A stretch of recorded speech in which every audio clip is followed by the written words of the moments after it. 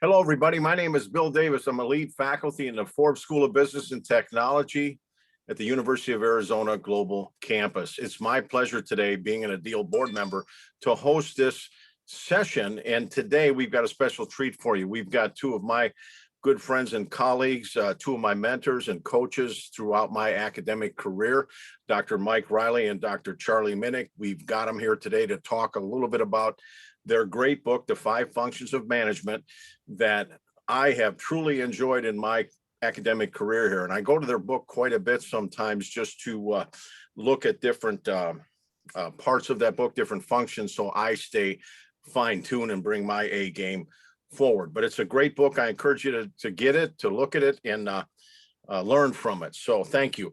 With that said, I'd like to welcome my guests here on the panel here, Dr. Mike Reilly and Dr. Charlie Minnick. And Dr. Reilly, maybe you could get started here and introduce yourself and tell us a little bit about yourself. Yes, Dr. Mike Reilly, professor, the Forbes School of Business at the University of Arizona Global Campus. I've been around the academic enterprise for about 35 or so years in a number of different roles and responsibilities, including chair, executive dean, and currently, and certainly for the last 6 years or so, I've been just a regular member of the faculty, and I teach primarily in the business administration area. Dr. Reilly, thank you. It's been a pleasure to know you these past 15 years of my academic career, and really appreciate you being here. Dr. Minnick, would you go, please? Absolutely. Well, my name is Charlie Minnick. I currently serve as lead MBA faculty member in the Forbes School of Business and Technology. I've been around academics about 30 years, different sort of roles. I was assistant director of a program, helped develop programs. I was campus president for our locations in Clinton, Iowa, for our residential and online campus. I've done lots of different articles, presented across the country on different topics, have been on different boards of business accrediting bodies. But really, this was probably one of the funnest projects I've done in a long time. It was great to collaborate with my friend and colleague, Dr. Reilly, on this project. Dr. Minnick, I'll tell you, this is a great textbook that you two have put together, and I sure used it, and I agree with you. It's a fantastic project that you both completed, and it just fits so well in Management 330, Management for Organizations. So thank you, Dr. Minnick, and thanks for being here. Here's a question for both of you. Why did you set out to write the 5 functions? Why did you write this book? Well, quite honestly, we didn't set out to write the book.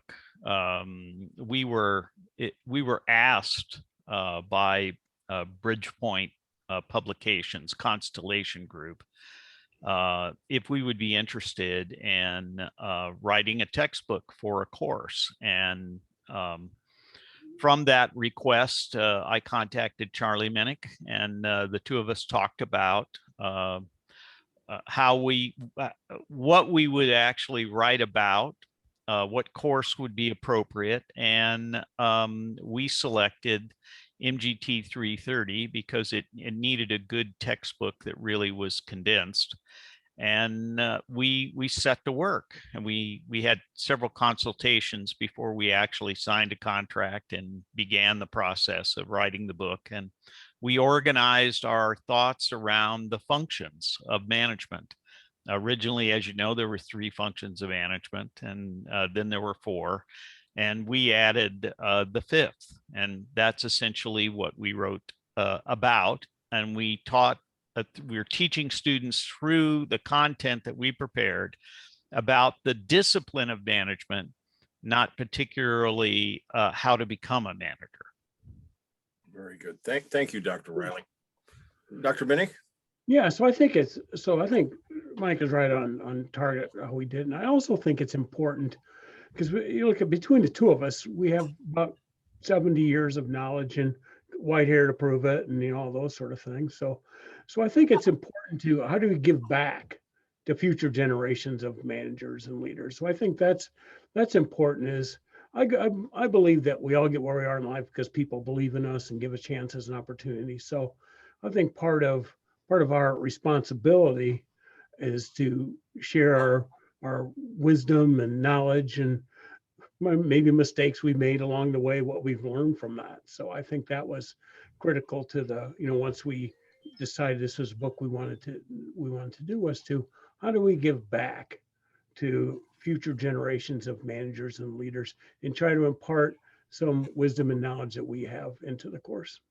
Absolutely. And you both did pay it forward very well. And you've got case studies in there. You've got great videos. You've got all kinds of stuff about the 5 functions and practices. So you've done a super job. How did you conduct the research and preparation for writing a text like this?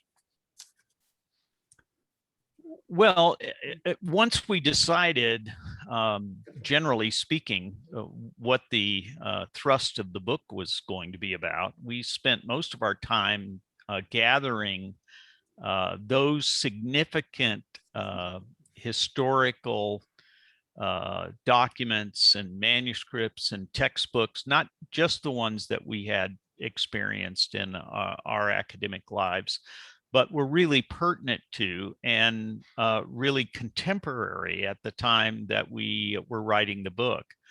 And we originally planned to take a year to write this thing, and it didn't work out exactly that way. But nonetheless, it was a very comprehensive search through resources that we had at the university and in other sources to put it all together. But we wrote the topics first, and then we conducted the research to provide students with the historical and contemporary literature sources that were appropriate for the course that we were writing this textbook for specifically.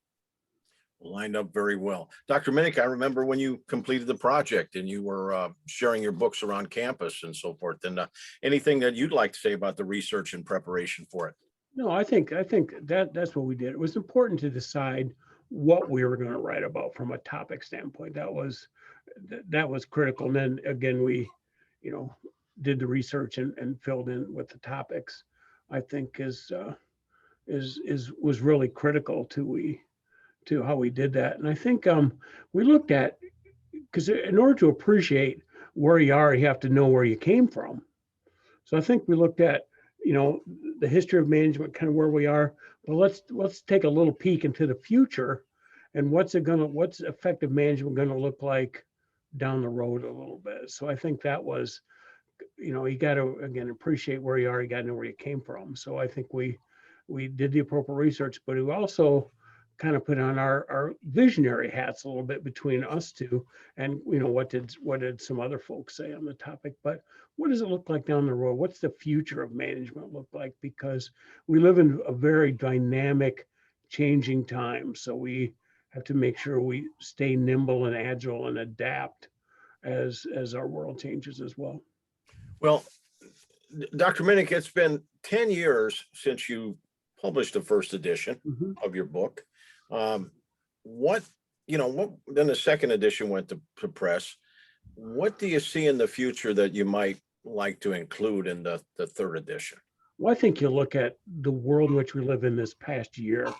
How has COVID changed the world of organizations and the world of work? How is that's taught us really how important it is to be agile, adaptable. I think where we work has changed. We don't have, we used to go to our office, we'd sit there and with our colleagues. Well, now we've become a lot more of a remote world. How does that change the world of work? How does that change how we manage people, in a face-to-face, a hybrid, and a virtual world? So I think we have to be very sensitive to our changing world, how we work, where we work, and how we get things done, I think is what we have to consider moving forward. Because again, I think the world of work has changed forever over the past year, 18 months. And I I certainly like how we can go into your textbook and we can look at, every one of these functions and learn so much. For example, in leading, you talk about how to lead in cross-functional teams and groups. You talk about virtual leadership. So there's a little bit of everything in there that everyone can use. Dr. Reilly, what do And you? by the way, Dr. Minnick wrote that stuff that's in leadership. That was one of his areas of responsibility, was to prepare that entire chapter. So there's a lot of good stuff in that chapter, along with a lot of good stuff across the book. Well, the whole book is just adds value as far as I'm concerned. It's a great reference point. How do you see this, an aspiring young manager coming into the field here in any industry, any sector? How can this book help them? Well, first off, I think that this is a foundation of management. What managers do, what kind of behaviors should they exhibit, and what kind of tools are available to them, and what kind of theories can they use to examine the situations they're in and forecast a potential outcome. Excuse my dog. She gets a little crazy this time of the afternoon, but nonetheless, that's the foundation of management. So if whether you're taking a degree like business administration or project management or human resources management, any sub-discipline in management can have a foundation built using this textbook. Dr. Minnick, do you see it the same way? Absolutely. Yeah, I think it's really, again, so we expose people in this basic management course to a lot of different things that impact management, change and decision making. Dr. Reilly did the strategic planning part. If you don't have a good, solid strategic plan in life, you're in trouble. How are we going to get there? So, I mean, it all ties together.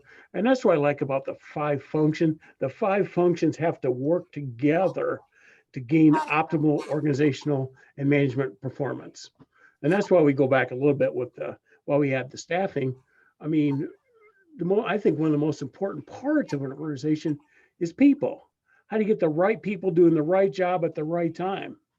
How do you do all that? It's all these functions working together that make that happen. So if you're not as efficient in one, well, you need to work on, if you don't have the right people in the right job at the right time, you're in trouble. You're in big trouble, because I think you have to have, an engaged, developed workforce before you're going to have, satisfied customers. If you don't have satisfied, engaged workforce, you're going to have a heck of a time having engaged customers going to come back to your organization. So really, I think the 5 functions have to work together as a wheel kind of spokes. They turn and work off each other. What a fantastic point you make, because in your textbook, you sum it all up at the end, talking about the 5 functions as a coordinated system. So this is just great foundational content, constructs, theories that anyone can use. I know I've used them, and I've told you I go back to these occasionally just to kind of tune up and stay fine-tuned. And you really do have to plan your work your plan. You have to manage people, organize. But both of you have done just a tremendous job. Real quick here, as we get to the end of the interview, since this has all happened to you and this book has been out there, and many students have seen this, thousands, have gone through our courses. What's the most interesting thing that's happened since this book was published? If you could pick 1 or 2. Oh God, there's just so many. I think Charlie hit the nail on the head here about what has happened with COVID. It's not so much COVID as a pandemic, but it's how organizations have responded and the trajectory of business activity and how people are distributed around the geographic areas where that business operates. And I think that has implications that go far beyond the